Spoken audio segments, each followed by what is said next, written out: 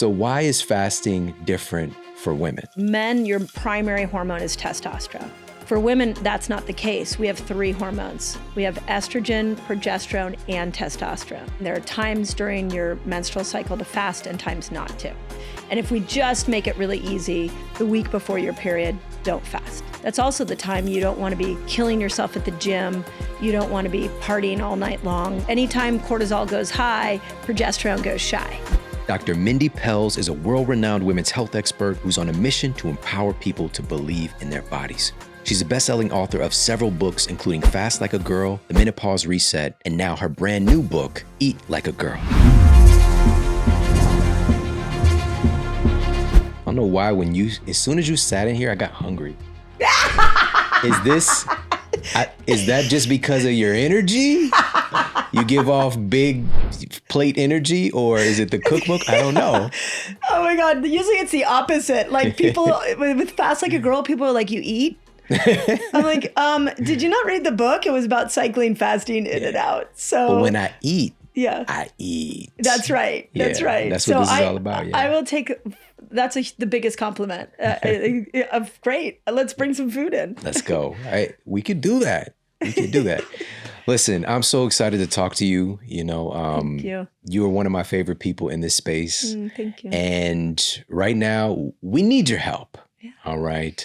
And we're going to start off. I would love to talk about some of the big struggles that more than ever, we have no lack of information. There's so much information, but that might be part of the problem. We have no lack of information, but yet more women than ever are struggling to lose weight. Yeah. What in the world is going on? Oh, well, the first thing is people have to know it's multifactorial. So there are a lot of reasons why women are gaining weight. And I'll tell you the number one reason that it is not is it's not because of discipline or a lack of willpower. And that is what I am trying to get across, because what happened with Fast Like a Girl is it came out and I taught women that you have a fasting window and an eating window. And all of a sudden they started to take the same food they were eating. Some of it was really toxic food. They compressed it all into an eating window, leaving a longer period for fasting, and they lost weight. So it's really interesting that we think the problem with weight loss is hunger. It's not. I mean, that ties into the weight loss drugs. We can talk about that. We think the problem is like a woman's not disciplined, or maybe she didn't get the right diet. The problem is that we live in the most toxic time in human history, and the food system is just full of chemicals. And these chemicals are actually what are known obesogens. The obesogens actually go into your body and they take a stem cell and they reconform that stem cell. And instead of that stem cell making healthy tissue, that stem cell now makes fat cells. And so you literally have, and this is both men and women, but you literally have a culture of people that are going into the supermarket thinking everything in there is okay to eat and safe, but they don't realize that the chemicals that have been poured into these foods are actually taking your cells and making your cells create fat cells. This is shocking. It's like it has nothing to do with calories. It has nothing to do with discipline. It has nothing to do with protein content or any of the other things, which are all interesting to talk about. But can we start with how do we get women to eat real food and get off these chemical-laden foods? Because that is the number one cause of disease, is these chemicals have reconfigured your cells, reprogrammed them to make fat cells. And now you're suffering. And now you think you need a drug to kill hunger. And one of the things that we saw with Fast Like a Girl was actually, if you just took some time and a break from this toxic food, your body could recalibrate, your metabolism could get itself back on track, and you could lose weight. But everybody thought then it was the fasting that did it. And that's why Eat Like a Girl came around, because I'm like, the fasting was a part of it. But what happened is you got to break from this toxic food. Yeah. So now let's teach you how to eat and avoid this toxic food. Yeah, let's go. Let's go. All right, so we are making our cells and tissues out of some of the worst stuff, newly invented junk now. Yep. But you just shared one of the most remarkable insights, which is this is reconfiguring what our stem cells are doing. Yeah. And what I also picked up was we're essentially wasting our stem cell supply, right? Yep. And so we're accelerating our aging process, Yep. reducing our ability to repair, whether this is, our joints and ligaments, our skin, whatever the case might be. Yep. And there's this big anti-aging movement taking place right now. But again, we're missing the point. We're treating symptoms with this anti-aging approach and not addressing like, what does our supply look like that we have so much capacity to regenerate and to stay vital. Well, so I can't remember if I said this the last time I came on this show. We have weight gain all wrong. Why would your body put extra fat around your belly, around your face, in your chest, around your booty? What is the body doing? The body is trying to handle excess. Okay, what's the excess? There's excess glucose from these high carbohydrate, high sugary foods. It's excess hormones from all the chemicals that are endocrine disruptors, and it's excess toxins. So your brilliant body knew exactly what to do. It was like, this is a chemical that I don't know how to manage, so I'm going to go ahead and put it in fat. And so we start seeing, that's one side of how we start to see people gaining weight. Then the longer you eat these chemical-laden foods, now your stem cells are changing. And instead of making healthy tissue, like one of the tissues that these obesogens hijack, are stem cells that make bone tissue. Okay, so women, we've got women with massive osteoporosis situations. We've got kids, they say in Britain, in England right now, that the height of children is significantly smaller than ever before as they're getting more and more obese. Well, okay, because a child has so many stem cells, it's been hijacked by a chemical that instead of making bone for growth is making fat. So this is what you're seeing. So in the culture right now, we've got the excess being visibly stored, the stem cells being hijacked, and now how convenient that we have a drug to make you stop eating. And it's like spun out of control. And when I look at like a fasting lifestyle where you take time away from food and then you actually eat real food without chemicals in it, like it's literally that simple. And we just overcomplicated it all. Yeah. Again, this is a perfect compliment. You're teaching us now what to eat when we're eating, but we also want to maintain that value and something that humans have been utilizing for centuries. And also, this is something that's kind of built into our DNA and just our lifestyle, being hunter-gatherers. But today it's something we need to do with more intention because our world is very abnormal. And that is getting the benefits of fasting. Now, could you share, because this is one of the big revelations that you brought for all of us, that fasting for men and fasting for women are different. Yep. So why is fasting different for women? So when we look at us hormonally, sex hormone wise, now there's lots of hormones in the body. Men, your primary hormone is testosterone. And testosterone gets made from a communication from the brain to the outer part of the testes. And then testosterone's made, it goes up into the brain and converts to estrogen. So from a lifestyle perspective, you really have one hormone to think about, which is testosterone. For women, that's not the case. We have 3 hormones. We have estrogen, progesterone, and testosterone. And those are also made around the outer part of the ovaries. So there's like tissue around these 2 organ systems that are making these hormones. But the outlier for women is progesterone. Progesterone needs glucose in order to be made. It's like a chemical lab. Like you can't, or even like a recipe. If you can't make bread without flour, you can't make progesterone without glucose. So if you are in a fasted state where you are lowering glucose down, or you're in a calorie deficit state or a diet restrictive state, and you're bringing down glucose too low, at the same time raising cortisol up, progesterone doesn't like cortisol, then you can't make progesterone. So this is another fun fact. When the Fast Like a Girl went out into the world, to date, across Audible, ebook, regular, we've sold over 700,000 copies of this book in some format. And we got millions of people flooding our socials and our emails. And there has been a couple of things that completely shocked me. And the biggest one is how the 20 and 30-year-old women don't have a cycle. Like no cycle at all. So I was like, why is that? Well, they're in a cortisol-rich environment constantly, whether they're sitting on their couch looking at socials or eating this toxic food we're talking about. And they are dieting. The body image of the teens, the 20-year-olds is incredibly dysmorphic. And so they're like muscling to stay skinny. So now their glucose is low, their cortisol is high, and they're not making enough progesterone to shed the uterine lining.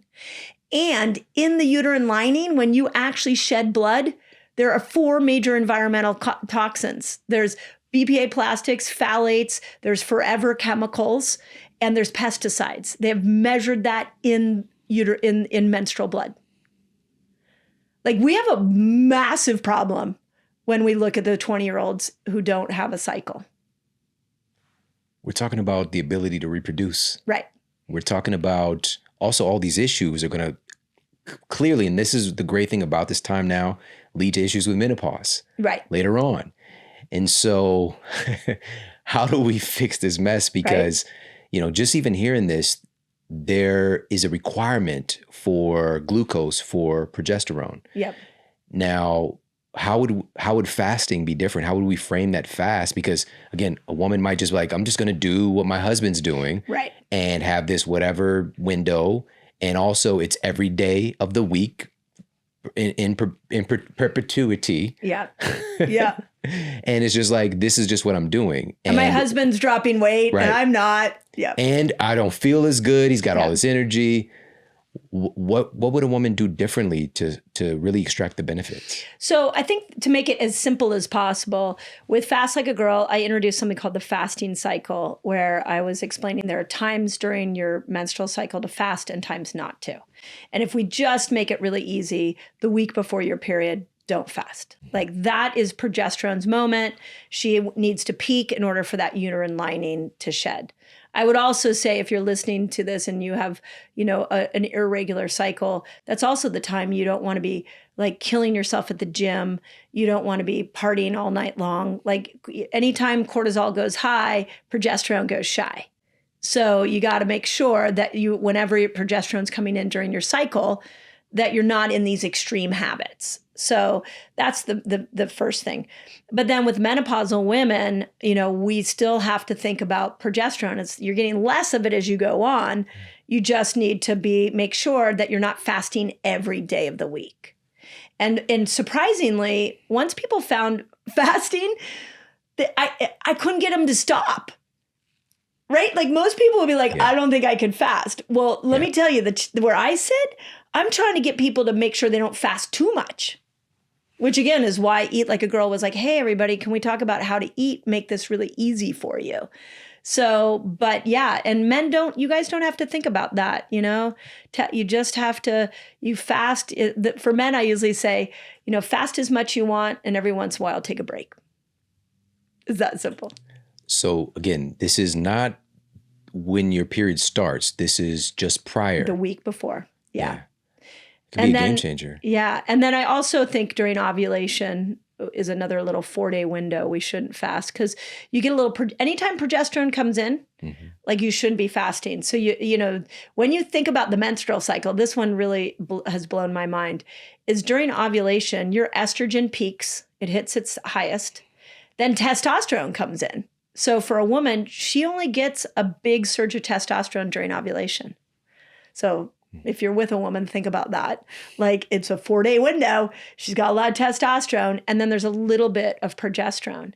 So in Fast Like a Girl, I called it the manifestation phase. I was like, you can manifest anything. You're hormonally, your superpowers are ready to go. Estrogen brings with her dopamine, serotonin, acetylcholine, glutamate, oxytocin, BDNF.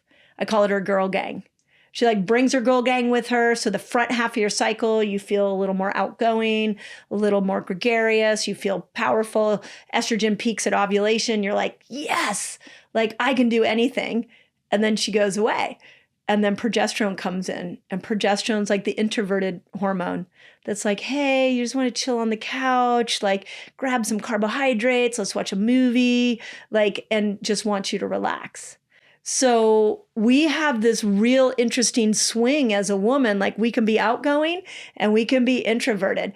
But at ovulation, we've got estrogen at her peak, we've got testosterone, so our motivation and drive is high, and then we have a little bit of progesterone. So we really are quite spectacular at ovulation. I love this. And also you talk about this fasting framework in Eat Like a Girl as well. So the new cookbook. So we get the education on the fasting portion, but also what to eat when we are eating. Yes. Right? So you mentioned even some of these newly invented chemicals, thousands of them now, that are showing up in our blood, right? Yes. So where's all this coming from? Obviously, again, it's coming from ultra-processed food is a big thing, but where else could these things be infiltrating our bodies? Well, I mean, ultra-processed foods is the first place to go after, which is why in Eat Like a Girl, I laid out like 5 foundational ideas. I was like, just follow these 5. Because like we were talking about before we started, like, can we just simplify nutrition? Like this just got so complicated. And so one of the 5 is eat nature's foods, not human-made food. So if we could just simplify it, just eat things that come out of the ground or off a tree or live on the land. If you, like a box of crackers, you pick it up, a human had to alter something to create that. So I think that's sort of the first lens when it comes to food is like, can we just go back to eating nature's foods? Then the other place women get it is we put over 200 chemicals on our body, endocrine disrupting chemicals every day, over 200 of them on our body. And those chemicals change who we are on a hormonal lens. So beauty products, this is where we're really talking about food here, but making sure you're not lathering yourself with phthalates and endocrine disrupting chemicals that are estrogen dominant chemicals. So we get it there. We get it in our home environment. We get, we're in LA right now. The sky's not looking very pretty. Like we get it if you live in an area that has air pollution.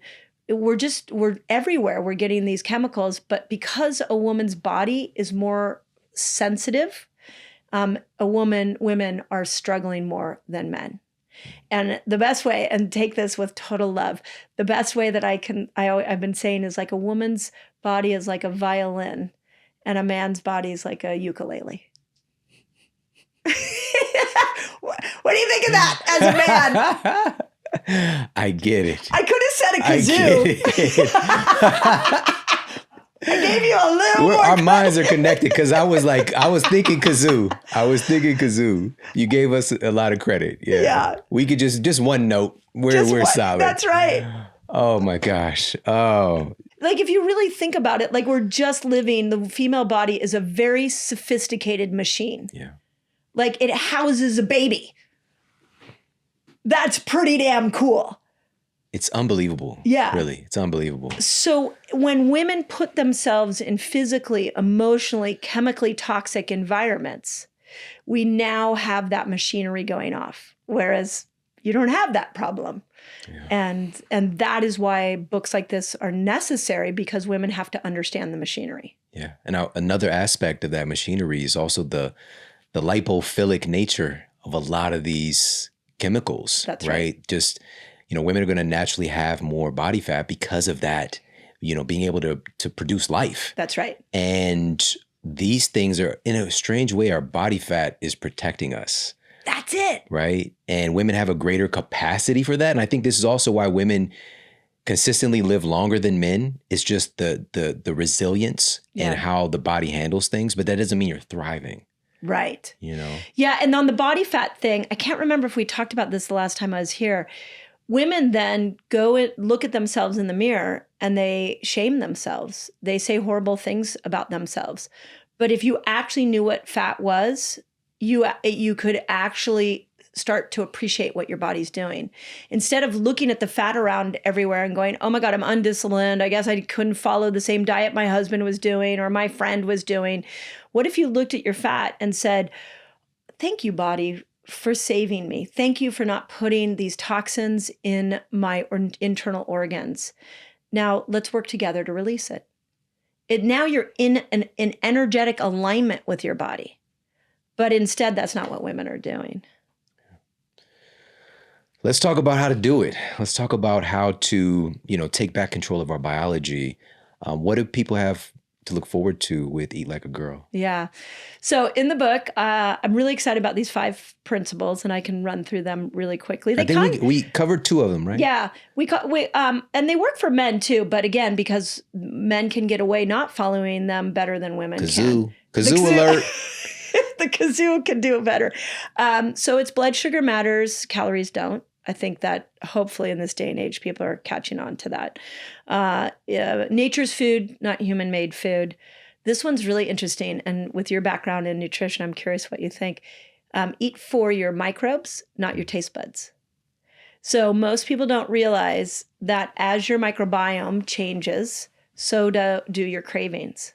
So I sat with so many women over the last year that were like, I just don't know how to stop my cravings. And fasting changes your microbiome.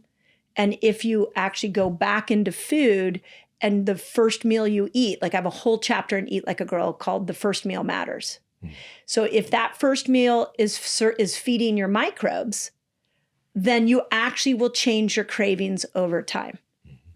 So I made that a principle. Like, your taste buds have been hijacked by the food industry and your microbes are completely depleted. Maybe you've been on birth control for decades and birth control completely changes the microbiome, the birth control pill for women. And so now you're craving all these things and you think it's your fault. But the microbes are telling you, feed me carbs, feed me sugar, feed me alcohol. So when you learn to use fasting to change the microbes and then that first meal to feed the microbes, now your cravings change.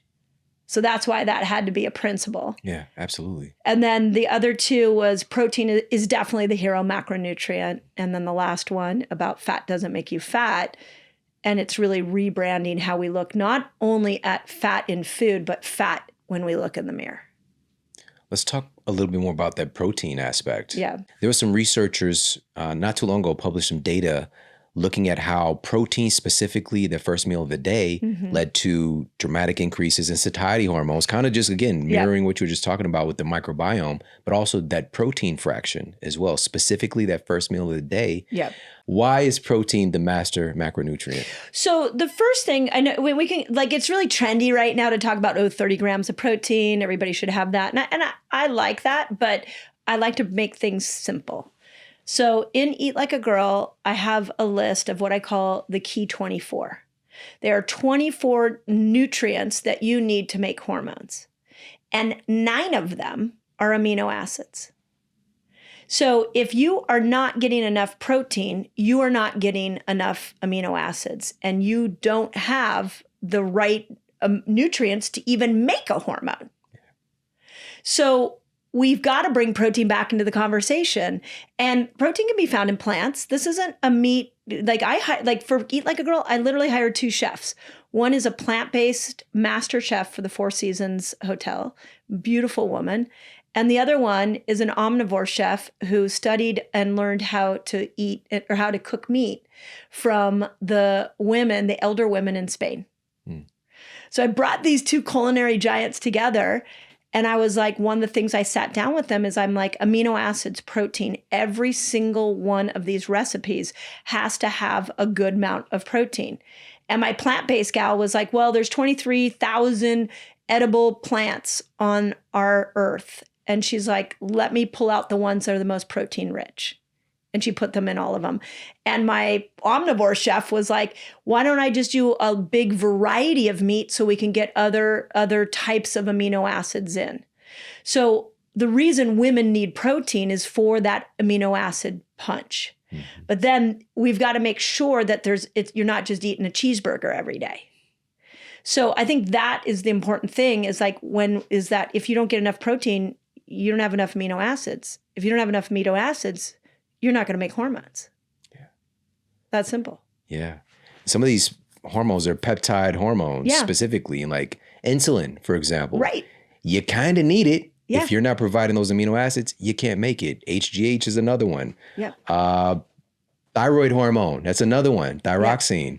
Yeah. So again, all these cool things we want our bodies to do, if we're not providing amino acids, they simply, this is the thing about the body, it'll make adaptations, but you'll call them symptoms, right? You'll call them diseases. That's right. But they'll make adaptations. What happens when we provide our bodies with these building blocks? It just really unlocks all these great capacities. Yeah.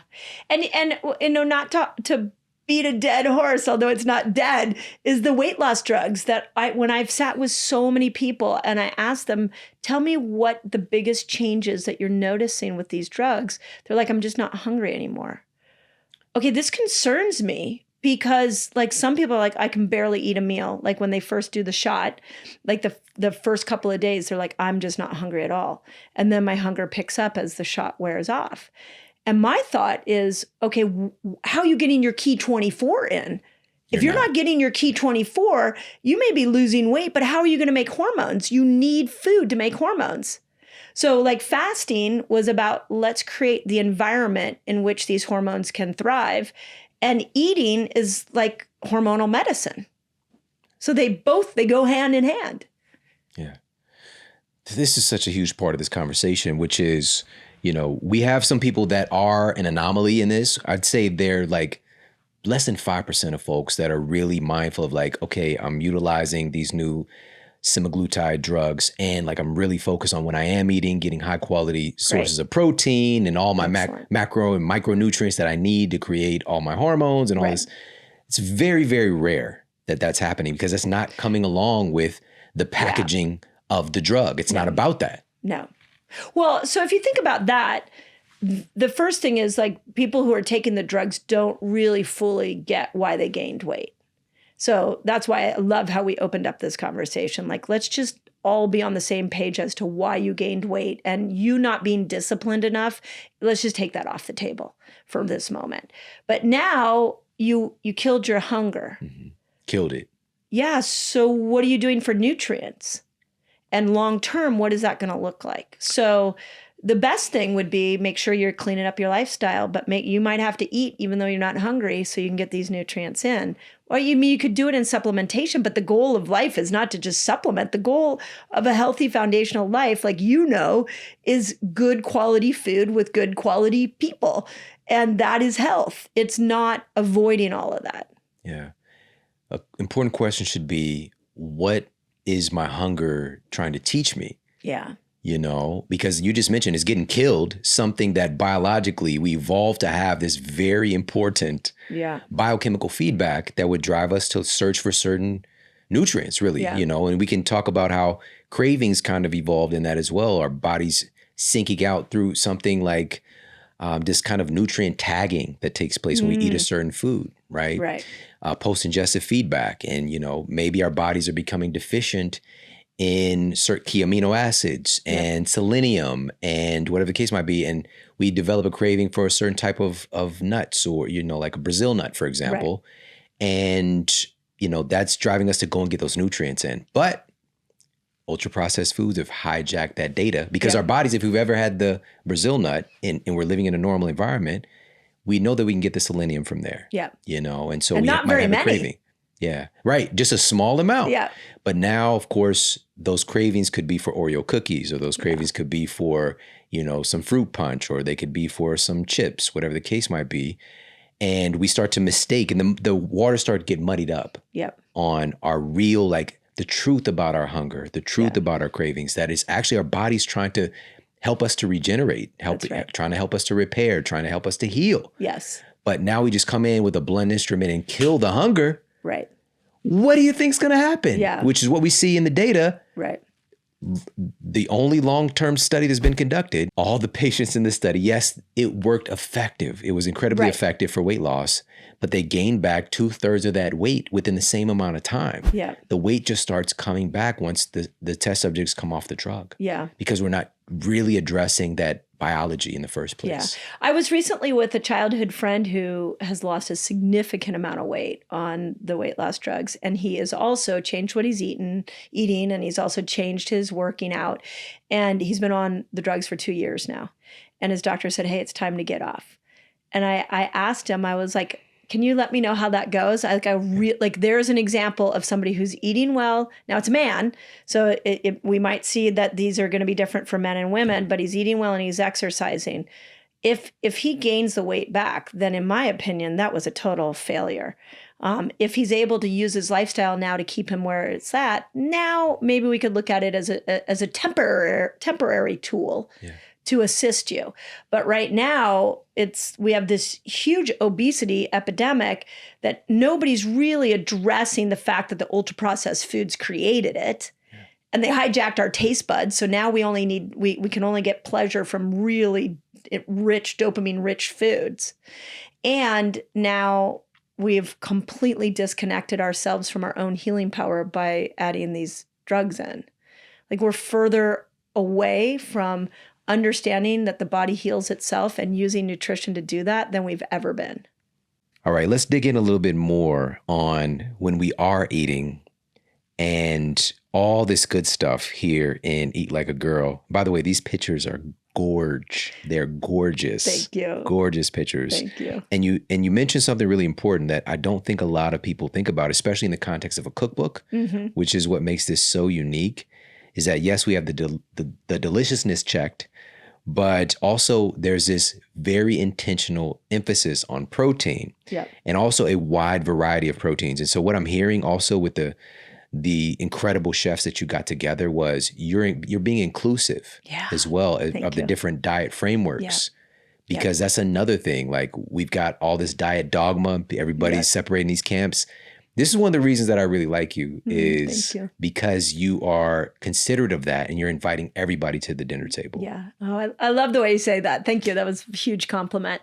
I think that, lots of different styles of eating work for different people. So I have friends that are plant-based and they are so healthy and their lab work shows it. And I have other friends that went plant-based and really became unhealthy. So is it the plant-based that's the problem, or is it the person's body? And the same thing with meat. I have friends that have done carnivore diet for months and have their only eating meat, and their lab work shows that everything improved. And then I have other people that eat meat and their lab work shows you're getting worse. So we have to get out of this idea that there's a one-size-fits-all diet for everybody. So if your ethos is, I want to be plant-based, I wanted to create these recipes that were plant-based. And if your ethos, like mine, is I'm omnivore, I'm not plant-based, then I wanted to make sure we had them. So thank you for seeing that, because health, whenever we are arguing with each other, cortisol comes in. And anytime cortisol comes in, we're more prone to insulin resistance. But the hormone that is the hero of all hormones is oxytocin. And oxytocin calms everything down. So if we can all come to the table together and see that we're all these just humans having this experience, and let everybody have their own belief system around nutrition. Now everybody gets oxytocin and nobody gets cortisol, and everybody's health wins. Let's go. I was like, that's how I see it. Like, let everybody be what they want to be. Stop pointing fingers. So, but with that, like plant-based, I sat with Chef Leslie a lot, and I was like, one of my biggest problems with plant-based is you don't get enough amino acids. So in Eat Like a Girl, I have charts of like, here are the foods that plant-based people are going to want to lean into to make sure that they get enough amino acids. And Chef Leslie made all these recipes to show this diversification that they can get. Then I went to Chef Jeff and I was like, here are the major foods that pack the most amino acid punch. And then he went and made recipes that way. So it was a way of just honoring everybody and where they were at, but not letting anybody get away with anything.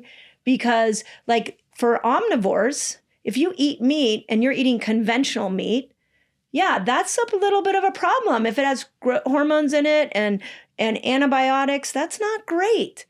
But if you start to eat clean meat or grass-fed meat, now you're eating a healthier meat. If you are a plant-based and you're a junk food vegan, and you're eating, Doritos all day long, but avoiding meat, like that's not healthy either. And you need to be thinking as a plant-based person that I can't just eat the same plants over and over again. I got to really open up my plant choices to get all the amino acids. And I might need to eat more than the meat-based person. Yeah. So it's just teaching everybody how to eat within their style. Yeah. And also the diversity that you're going to pick up too for the microbiome. Yeah. I know that was intentional in these recipes too. Yeah. I want to talk a little bit more about food, but before we do, I want to do a recap on the power phases. Yes. All right. So of course, you already mentioned that right before the menstrual cycle begins, that's a window, like you said, a week before, to ideally not fast. This is not ideal time for fasting for women. Can we just go through the whole phase? And I love it because with the cookbook, you get to see the color visual of it. Yep. So can you go through the power of fasting in your cycle? Yeah. So just high level, day 1 to day 10. Day 1's the day that a woman bleeds. Those first 10 days, she's building estrogen. That's like there's other hormones going on, but that's the primary one. Estrogen does really well if we are insulin sensitive. So this is a great time for lower carbs. I call it ketobiotic, is sort of my version of a low carb. It's also a great time if you want to really work out hard, if you want to fast long, and I called it the power phase 1. I'm like, you power up on all your health habits. It's a great time. Then you get from day 11 to day 15, like we talked about, you get this peak of all these hormones.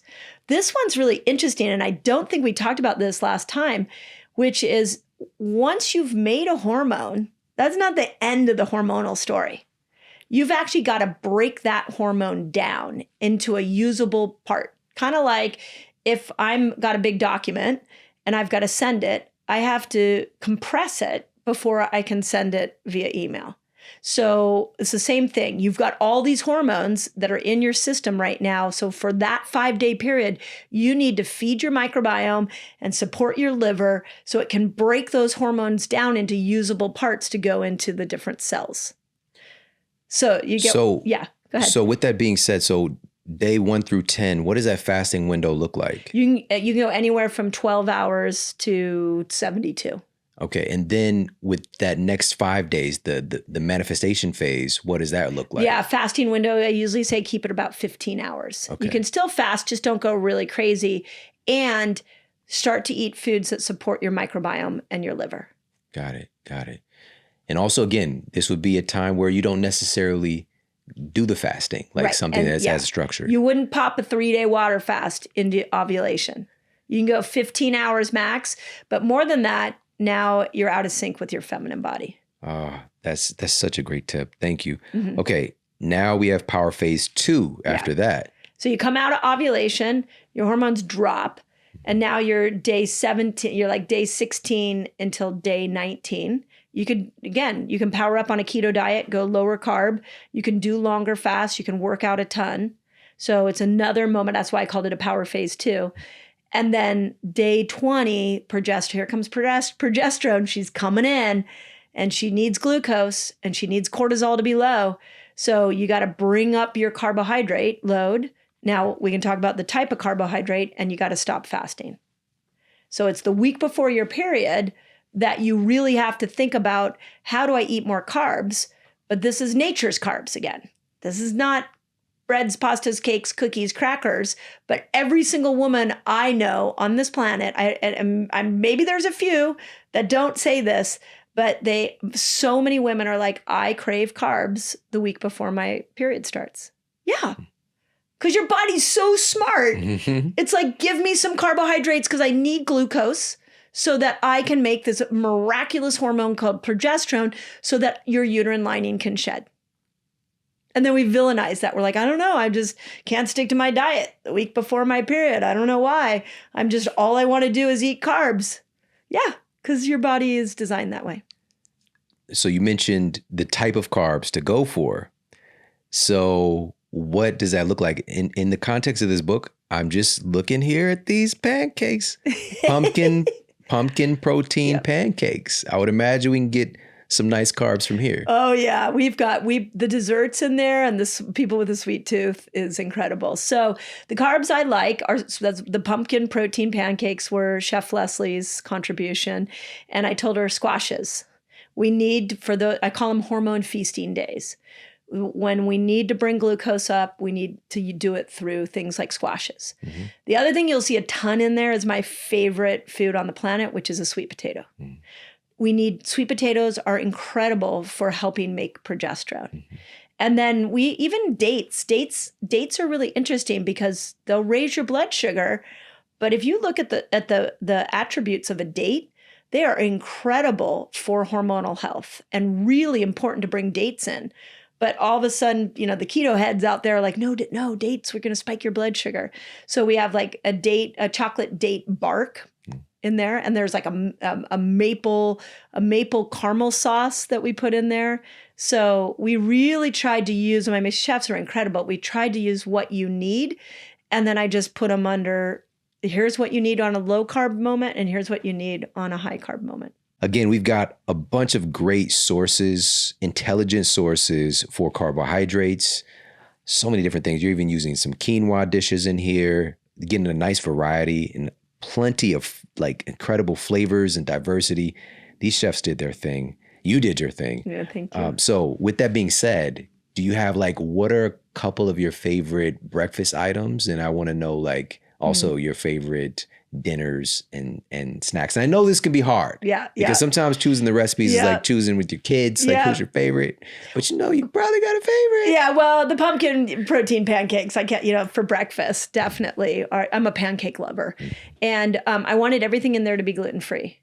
So, because for my own, I just don't eat gluten. So that's one is a pancake that's gluten-free and it holds together. Have you ever done a gluten-free pancake where it just falls apart? Yeah. Back in the day before I mastered my own. Yes, exactly. Yeah. So that's one that I would say for breakfast I love. We have a bunch of smoothies in there because a lot of people who fast don't eat breakfast, but they might do something at 10 or 11 in the day, and then they'll grab a smoothie. So there's a ton of great smoothies. But for dinner, this one I keep making over and over and over again is a kimchi edamame bowl. So the Chef Leslie did a bunch of bowls. Do you eat bowls? I love bowls.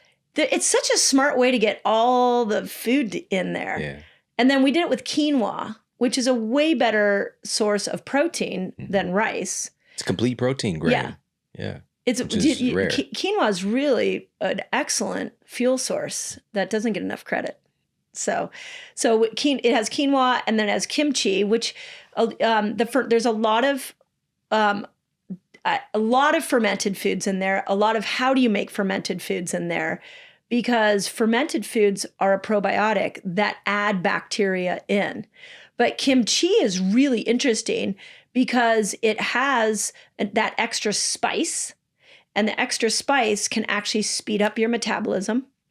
And it also has the green onions that when they're getting fermented, they actually help support the immune system. And then from there, I wanted to bring soy back. I'm like, soy's a phytoestrogen. Why are we ignoring soy? And so many of the recipes have soy in it. So the kimchi edamame bowl has that. And then I combine it with the salmon furikake. This one is incredible because it's wild salmon if you can get it. And then what Chef Jeff did is he put a rub on the top of the salmon. You put it in the refrigerator for like an hour and you let that rub sink in. And then you pull it out, kind of dust it off. And then he has like a mustard glaze that you put on top of it. And I kid you not, I put that on top of the kimchi edamame bowl, and I'm a happy camper. You're talking dirty to me right now. I don't know. All right. Again, these photos are gorgeous. So many incredible recipes. And you just mentioned one that I was going to ask you about, actually, one of the ingredients, which is a sweet potato and tempeh taco. Oh, and yeah. I was like, again, the soy conversation, and we had Dr. William Lee, incredible researcher at Harvard, and just kind of, again, dispelling the concerns around these phytoestrogens found in something like soy. and its relationship to estrogen-related cancers. There is none. As a matter of fact, it's really anti-cancer, being anti-angiogenetic or anti-angiogenesis, cutting off the blood supply to cancer cells. Yeah. And again, it's the framing, but also when you're looking at a food like that, you're looking at this and not, soy burgers, soy hot dogs, soy ice cream, soy milk, all these different things that are just like, again, newly invented concoctions with soy. Again, you can mix in a little bit of that stuff, but I know that a lot of friends and colleagues that are doing a vegan or vegetarian protocol, they go kind of ham on, ironically, I said ham. Hopefully they won't be offended. And by the way, ham is an acronym for those that don't know. It's hard as a mother. That's funny. They go ham on not ham, fake ham, and just, again, it's the ultra processed version versus utilizing it in a more traditional way. Right. Well, so let's talk about what tempeh is. Tempeh is a fermented soy, and it is high in protein. And I love what Dr. Lee is talking about when it comes to soy stopping tumor growth, specifically in breast tissue. Like, it's the opposite of what everybody's thinking. And that literally in this book, I told both chefs, I was like, we're bringing soy back. Like, I want to do everything I can. I have a whole section on soy in the front matter. I'm like, we have to bring soy back so people feel so women specifically feel comfortable eating it. So the sweet potato tempeh tacos, they also are incredible. I just made them for some friends the other night. And you've got the sweet potato that will help you make progesterone. That's the power of the sweet potato. It has all the perfect nutrients to make progesterone. Then you have the tempeh that actually has soy in it. So it's a phytoestrogen. So it's helping support higher estrogen load in your body. Then it has the protein in it from the tempeh so that it can help with all of these amino acid requirements that we need for hormones. And it's fermented. So we're adding good bacteria in. And it is so tasty. And it is literally hormonal medicine when you start to break it down and look at it through that lens. Stacking it. I love this. All right. Where can we get the book? Yeah. So, I mean, I think we'll put a link in here for people, but wherever books are sold, you can go to Amazon, you go to Barnes and Noble, you can go to Bookshop. I mean, I'm a huge fan. If you have the choice, go to your independent bookstore, because I like supporting the mom and pop. So that's important to me, but it'll be everywhere that books are. So make sure right now, depending on when you're listening to this, if this is right before the book comes out, you could pre-order it. This is going to be a massive, massive hit. So you want to make sure that you get your copy early. So go to Amazon, Barnes & Noble, wherever you get your books, and pre-order the book. And also you've got some bonuses, and we'll put the link for everybody in the show notes. Got some great bonuses, including some amazing videos. Yep. And some cooking behind the scenes stuff with one of the chefs who work on the book. Yep, Is that exactly. Right? Yeah, Chef Leslie has been doing a tremendous amount with us in video. So we've got some really cool content for bonuses. It's amazing, amazing. So the book officially comes out on October 22nd. October 22nd, 2024, because I know some people are listening to this in the future. So depending on when you're hearing this, get yourself a copy of this amazing book. Get this for a friend, a family member, any woman that you know. This is an amazing gift. Yeah. This is an amazing gift to give somebody that you care about and help to get this education out there. And I appreciate you so much. You know how important this message is. Yeah, thank you. And thank you for just putting so much time and energy into this. And you're changing the lives of so many women. So I appreciate you. No, thank you. I appreciate being here. And I feel like we're kindred souls on the topic of nutrition. And when you see it through the lens of what's happening, it's really hard to unsee it. So I just really appreciate, you and your voice as well, because the more of us shouting from the rooftops that food is medicine, whether you're a man or a woman, the more lives we'll save, literally. Yeah, facts. All right, now it's time to eat. Dr. Mindy Pelz, everybody. Hey, if you like this video, make sure to check out this video right here. If you're in your 40s, you're definitely going through perimenopause. Perimenopause just means like the 10 years prior to menopause. Those years can be the most tumultuous years of your life. It's like this roller coaster